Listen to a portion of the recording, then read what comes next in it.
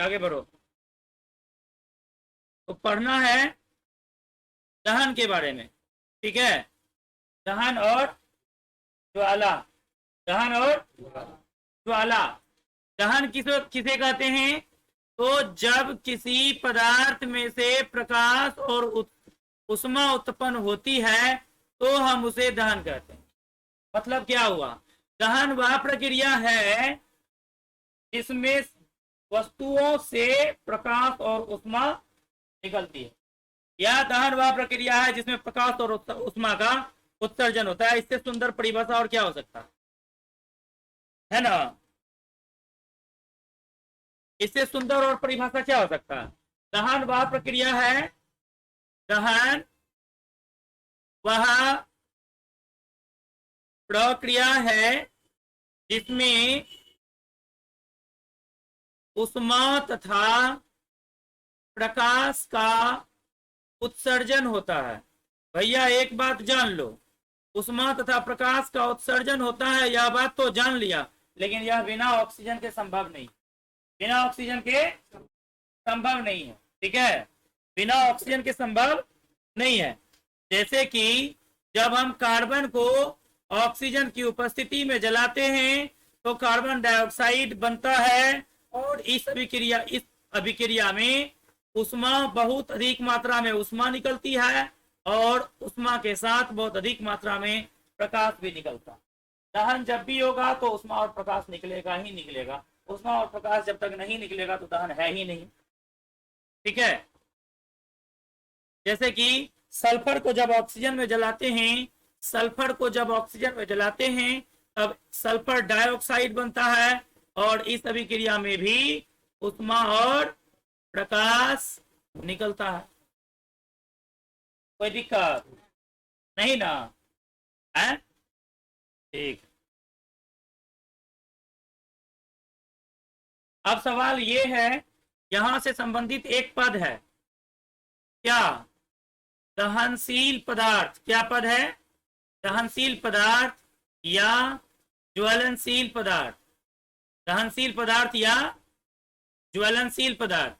ज्वलनशील पदार्थ किसे कहते हैं या दहनशील पदार्थ किसे कहते हैं? आइए हम लोग जानेंगे।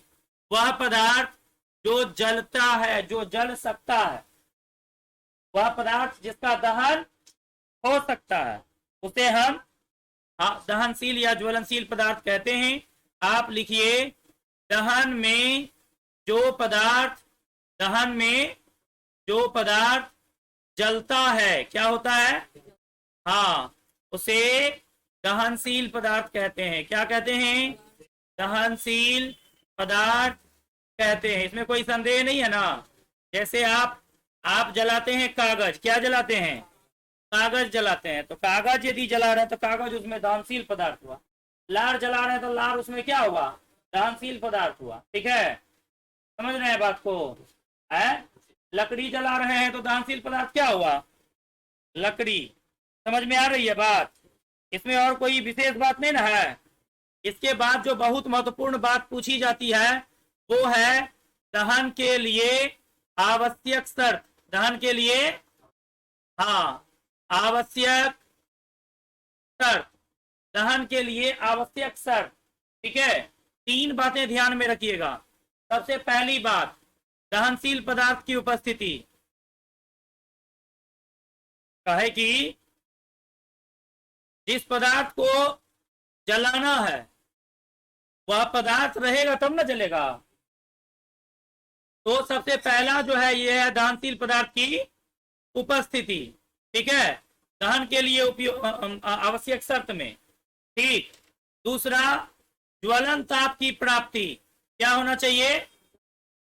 उज्ज्वल नहीं, ज्वलन ताप की प्राप्ति, ठीक है। मतलब कि भिंगा हुआ लकड़ी में जब हम आग लगाते हैं तो वह तब तक नहीं जलता जब तक कि सूख नहीं जाता। जब हम लकड़ी को भिंगाते उसका ताप घट जाता है। तो ताप क्या होता है? फिर जब वह सूखता है, ताप उसका बढ़ता है, तो ताप के बढ़ने से धीरे धीरे धीरे धीरे जब ताप ऊपर आती है, ठीक है, तब वह लकड़ी का ताप जो है वहां पहुंच जाता है जहां से उसमें आग लग जाए। ठीक है।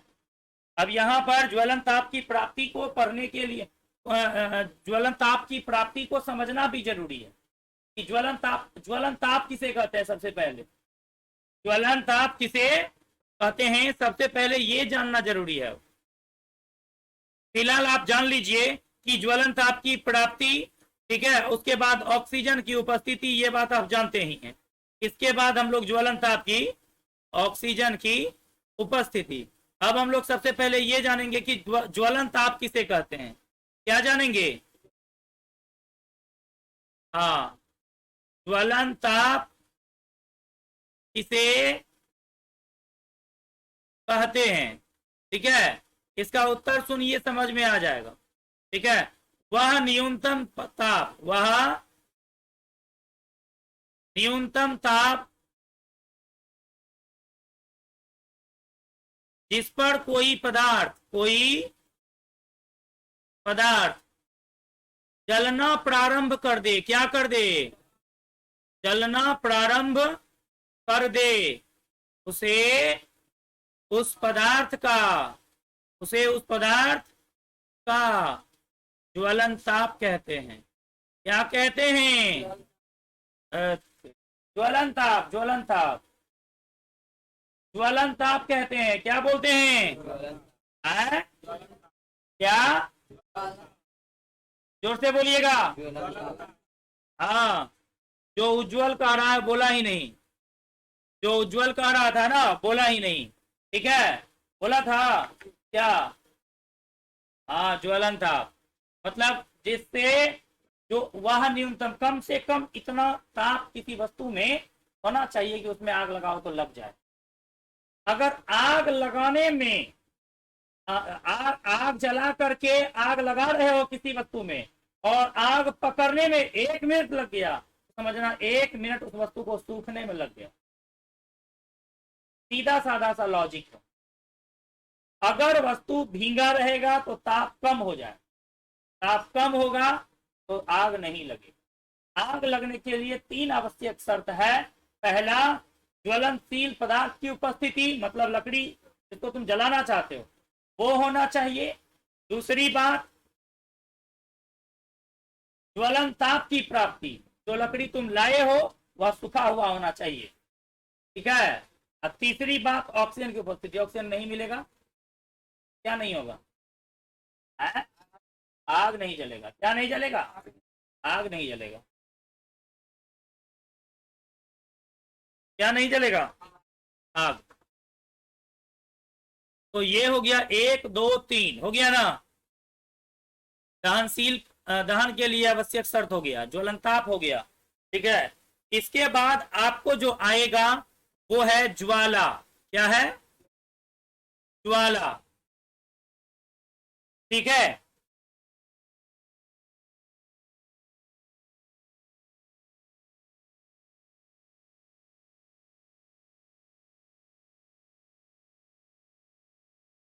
जब किसी पदार्थ का दहन होता है, जब किसी पदार्थ का दहन होता है तो उस समय में उस पदार्थ से कुछ लपटें बाहर निकलती है। उसी लपटे को हम क्या बोलते हैं? ज्वाला कहते हैं,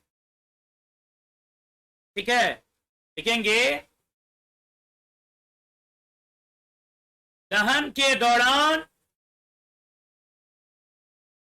पदार्थ से, किससे? पदार्थ से कुछ लपटें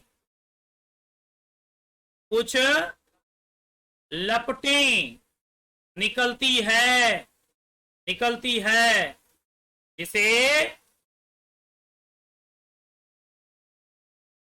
ज्वाला कहा जाता है। क्या कहा जाता है? ज्वाला। कोई दिक्कत? समझ में आ गई है बात? अब देखिए, आपको हम दिखाते हैं मोमबत्ती की ज्वाला।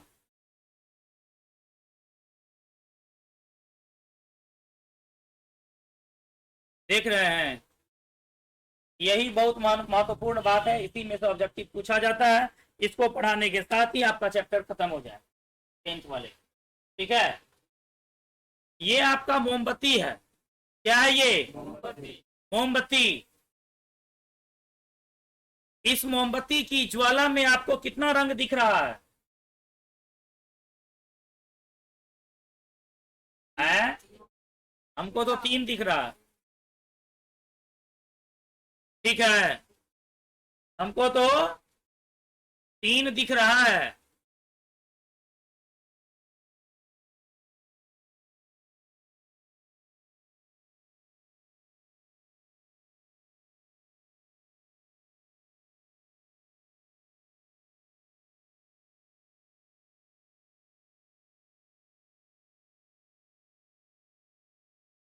इसमें कुछ उल्टा लिखा हुआ है एक्चुअली में। जब हम लोग मोमबत्ती देखते हैं, नीला वाला भाग कहाँ दिखता है? सबसे बीच में। सबसे बीच में क्या कौन सा दिखता है? और तब दिखता है पीला, सबसे ऊपर में दिखता है काला, जहां से कार्बन निकलता है। चलता है ना? ये वाला चित्र में ऐसा कुछ नहीं लिखा हुआ। सबसे बीच वाला को काला बता दिया, उल्टा हो गया है। हाँ, छोड़िए इसको।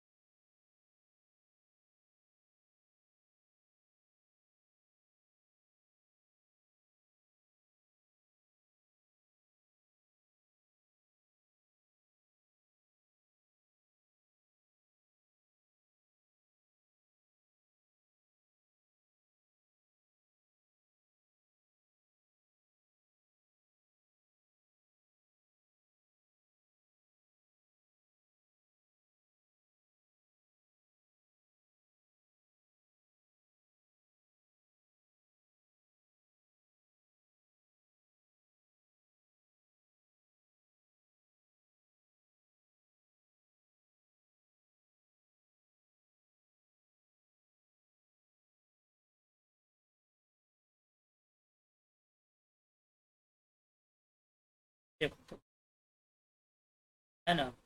ये ओरिजिनल है